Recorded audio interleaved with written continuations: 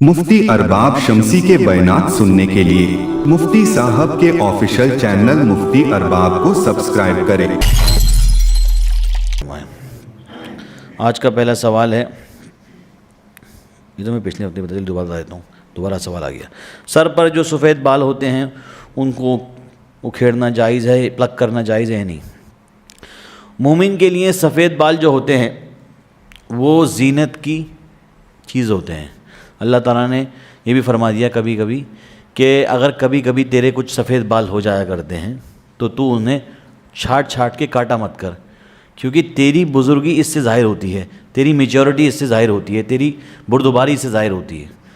लेकिन अगर किसी की शादी नहीं हुई और उसकी शादी वगैरह में रुकावट आ रही है तो कर ले, लेकिन ऐसा नहीं है कि जैसे सफ़ेद बाल देगा फ़ौरन खटाक से नहीं निकाल दिया, ये नहीं।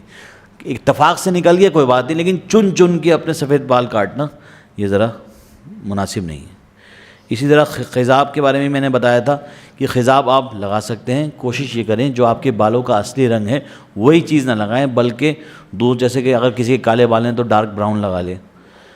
इसी तरह से किसी के अगर ब्राउन बाल हैं तो वो ब्राउन के अलावा ब्लैक का कोई शेड लगा ले, जिससे ये ना लगे कि उसने अपने आप को अपने रब की भी चीज़ के मुताबिक बना लिया। ये है बात। अगला सवाल है, जो प्लॉट इस नीयत से ख़रीदा हो कि मैं उसमें रह भी सकता हूँ और किराए पर भी दे सकता हूँ, फिर उसको किराए पर दे दिया, अब उसकी प्लाट की असल कीमत पर ज़कात होगी या उसकी मिलने वाले किराए पर ज़कात वाजिब होगी? जैसे कि आपका सवाल है, उस सवाल के मुताबिक प्लॉट पर ज़कात सिर्फ उस सूरत में वाजिब होगी जब आपने उसे तिजारत के लिए ख़रीदा है। अगर रहने के लिए ख़रीदा है तो रहने वाले मकान में ज़कात वाजिब नहीं होती।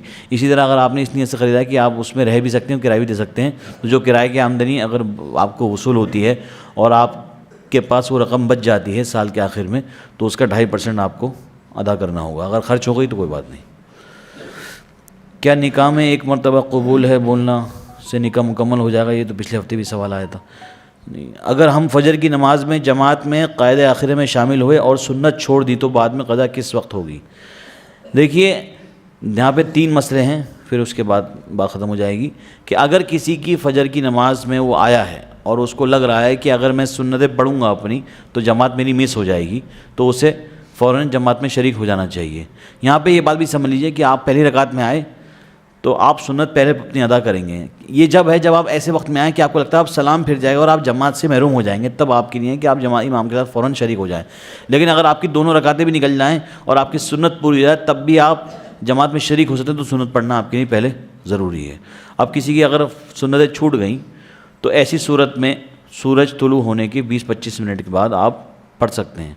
और अगर उस वक्त नहीं पढ़ पाए, अक्सर लोग फजर के बाद नहीं पढ़ पाए अगर, तो उसे ज़ोहर से पहले पहले पढ़ लें।